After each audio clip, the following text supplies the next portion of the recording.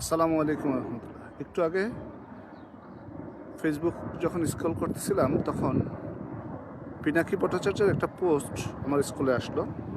দেখলাম সেখানে আমাদের সাবেক রাষ্ট্রপতি আওয়ামী লীগের শ্রদ্ধেভাজন নেতা অ্যাডভোকেট হামিদ সাহেব নিয়ে একটা কথা।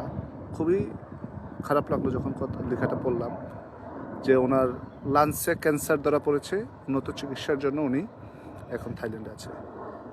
যেই জানোয়ারের বাচ্চাগুলো হামিদ সাহেব যখন চিকিৎসার জন্য দেশের বাইরে গিয়েছে, যারা বলেছে যে হামিদ সাহেব পলানোর জন্য দেশের বাইরে গিয়েছে, আজকে ওই জানোয়ারের বাচ্চাগুলো কি বলবে?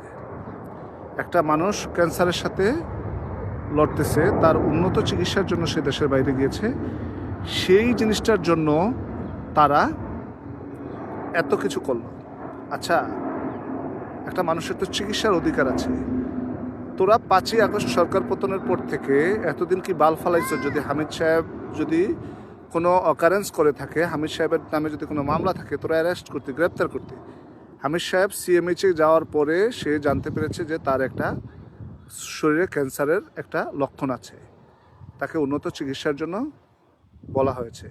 হামিদ সাহেব পলানোর মতো ব্যক্তি নয়, আওয়ামী লীগের পরীক্ষিত সৈনিক, তারা পলায় না।